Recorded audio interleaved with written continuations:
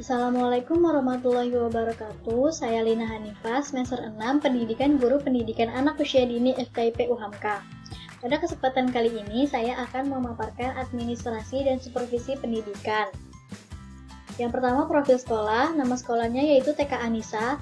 Alamatnya di Jalan Islamia, nomor 36 RT13 RW 1, Kelurahan Sukabumi Selatan, Kecamatan Kebonjeruk, Jakarta Barat. Tahun berdirinya pada tahun 1997. Lalu administrasi kurikulum. Kurikulum adalah seperangkat rencana dan pengaturan mengenai tujuan, isi, dan bahan pelajaran, serta cara yang digunakan sebagai pedoman penyelenggaraan kegiatan pembelajaran untuk mencapai tujuan pendidikan tertentu. Rencana pelaksanaan pembelajaran adalah rancangan bagi guru dalam melaksanakan kegiatan bermain untuk memfasilitasi anak dalam proses belajar. Rencana pelaksanaan pembelajaran dibuat sebelum kegiatan pembelajaran dilaksanakan. Berdasarkan Permendikbud nomor 146 tahun 2014 tentang kurikulum 2013 PAUD, terdiri dari dokumen 1 dan dokumen 2. Dokumen 1 berisi visi, misi, tujuan satuan pendidikan, program pengembangan dan materi pembelajaran, pengaturan beban belajar, kalender pendidikan, program tahunan, dan SOP. Dokumen 2 berisi program semester, rencana pelaksanaan pembelajaran mingguan, rencana pelaksanaan pembelajaran harian yang dilengkapi dengan rencana penilaian perkembangan anak. Perangkat pembelajarannya yang terdiri dari program tahunan, program semester, rencana pelaksanaan pembelajaran mingguan atau RPPM, rencana pelaksanaan pembelajaran harian atau RPPH, dan penilaian. Program tahunan adalah rencana penetapan alokasi waktu 1 tahun ajaran untuk mencapai tujuan, standar kompetensi dan kompetensi dasar yang telah ditetapkan. Penetapan alokasi waktu diperlukan agar seluruh kompetensi dasar yang ada dalam kurikulum dapat dicapai oleh siswa. Lalu program semester. Perencanaan program semester berisi kompetensi dasar, daftar tema 1 semester yang dikembangkan menjadi subtema dan dapat dikembangkan menjadi subtema, serta alokasi waktu setiap tema. Rencana pelaksanaan pembelajaran mingguan atau RPPM disusun untuk pembelajaran selama 1 minggu. RPPM dijabarkan dari program semester. RPPM berisi identitas program layanan, KD yang dipilih, materi pembelajaran, dan rencana kegiatan. Rencana pelaksanaan pembelajaran harian atau RPPH merupakan acuan untuk mengelola kegiatan bermain dalam 1 hari. RPPH disusun dan dilaksanakan oleh guru. Format RPPH tidak harus baku, tetapi memuat komponen-komponen yang ditetapkan. Komponen RPPH terdiri atas identitas program, materi, alat dan bahan, kegiatan pembukaan, kegiatan inti, kegiatan penutup, dan rencana penilaian. Identitas RPPH yaitu nama satuan PAUD, semester, bulan, minggu yang keberapa, hari dan tanggal, tema, subtema yang diambil dari tema, subtema yang disusun dari program semester. Kelompok usia anak diisi dengan kelompok sasaran. Penilaian merupakan proses pengukuran terhadap hasil dari kegiatan belajar anak. Penilaian dilakukan secara sistematis, terukur, berkelanjutan, dan menyeluruh yang mencakup pertumbuhan dan perkembangan yang telah dicapai oleh anak selama kurun waktu tertentu. Penilaian yang dilakukan di lembaga PAUD yaitu checklist, catatan anekdot, dan hasil karya. Checklist yaitu menentukan status perkembangan anak pada akhir periode penilaian. Ada 4 skala yaitu belum berkembang atau BB, mulai berkembang atau MB, berkembang sesuai harapan atau BSH, berkembang sangat baik atau BSB. Catatan anekdot digunakan untuk mencatat seluruh fakta, menceritakan situasi yang terjadi, apa yang dilakukan dan dikatakan oleh anak. Lalu hasil karya adalah buah pikir anak yang dituangkan dalam bentuk karya nyata. Dapat berupa pekerjaan tangan, karya seni, atau tampilan anak.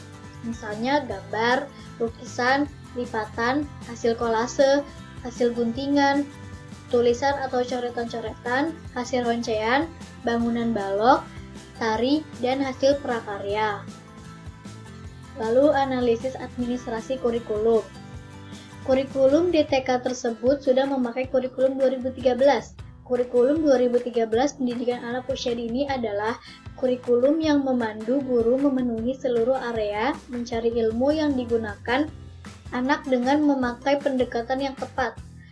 Kurikulum DTK Anissa disusun oleh guru dan kepala sekolah dengan berdiskusi. Kurikulum tersebut berisi dokumen 2 yang terdiri dari latar belakang, visi dan misi tujuan sekolah, struktur kepengurusan sekolah, dan kalender pendidikan. Dan di dalam dokumen 2 berisi program tahunan, program semester, RPPM, RPPH, dan penilaian. Kurikulum di TK tersebut tidak terlalu jauh dengan kurikulum pendidikan anak usia dini yang dibuat oleh pemerintah. Setiap tahunnya, guru mengambil 12 tema dan 34 subtema.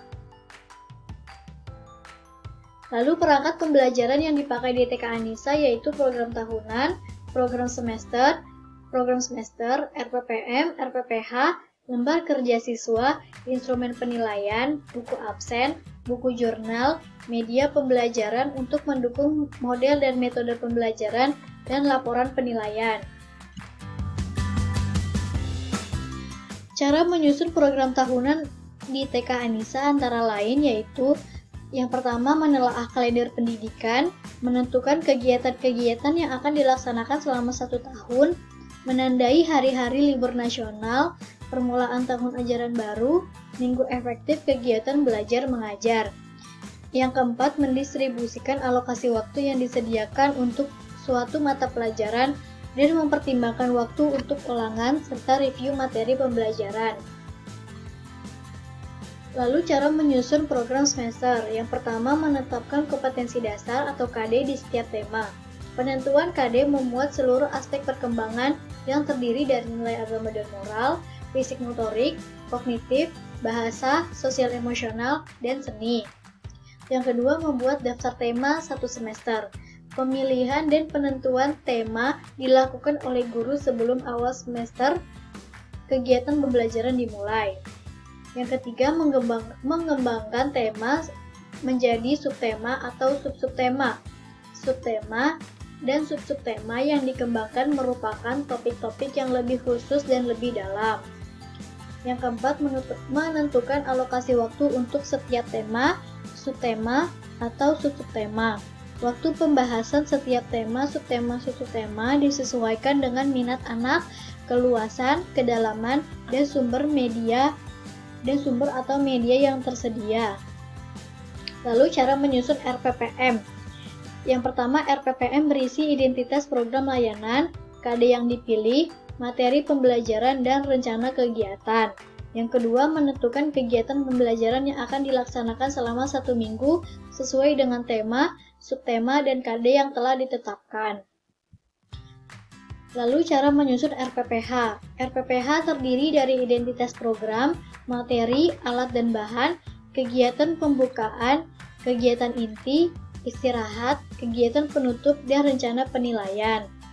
Yang kedua, menentukan kegiatan pembelajaran yang akan dilaksanakan selama 1 hari, dimulai dari kegiatan pembukaan, kegiatan inti, materi pembelajaran, media yang digunakan, dan kegiatan penutup.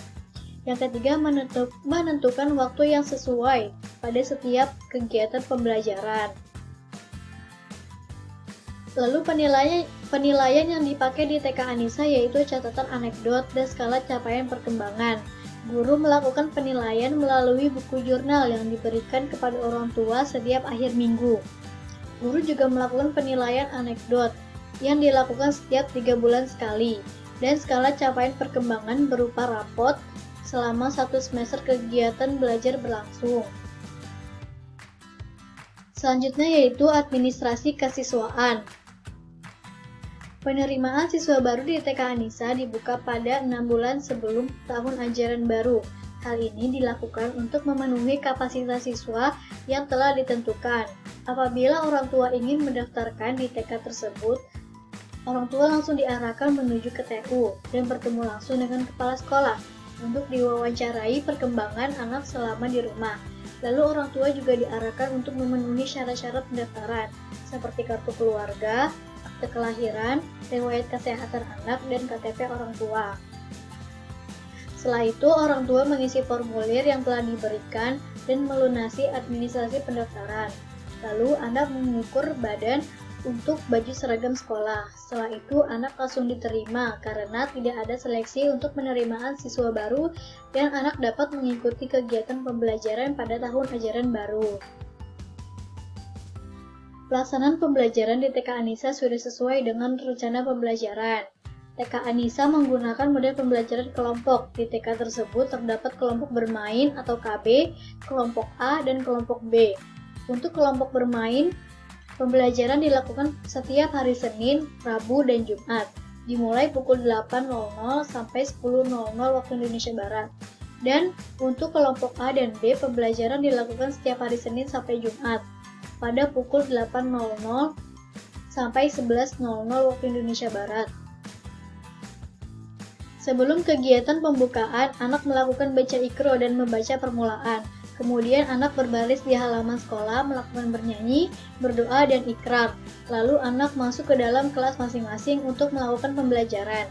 Kegiatan pembukaan dilaksanakan pada pukul 8.00 sampai 9.00, yang terdiri dari circle time, berdoa sebelum belajar, toilet training, recalling pembelajaran kemarin, dan memberitahu tema hari ini. Lalu kegiatan inti dilaksanakan pada pukul 9.00 sampai 10.00 yang terdiri dari diskusi tema dan kegiatan hari ini akan dilaksanakan. Lalu anak melaksanakan kegiatan pembelajaran strategi yang dilakukan guru dalam pembelajaran, yaitu satu kelas dibagi menjadi 3 kelompok. Masing-masing kelompok langsung memulai kegiatan yang telah ditentukan oleh guru.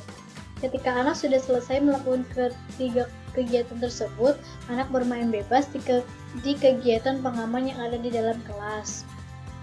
Lalu kegiatan selanjutnya yaitu istirahat pada pukul 10.00 sampai 10.30 yang terdiri dari cuci tangan sebelum makan bersama, toilet training, sikat gigi, dan bermain outdoor. Kegiatan penutup dilakukan pada pukul 10.30 sampai 11 yang terdiri dari menanyakan perasaan hari ini, recalling kegiatan yang telah dilaksanakan, berdoa sebelum pulang, lalu guru memberitahu tema esok hari. Lalu guru mengikut data penilaian pengembangan seluruh siswa dan diupload ke dinas. Lalu dinas memberikan ijazah kepada TK untuk anak yang akan lulus tahun itu. Setelah itu, guru memberikan laporan hasil akhir siswa dan juga ijazahnya. Lalu guru mendata anak yang lulus tahun itu, dan orang tua melunasi administrasi untuk wisuda dan wisuda dilaksanakan di sekolah. Sekian pemaparan dari saya, kurang lebihnya mohon maaf. Wassalamualaikum warahmatullahi wabarakatuh.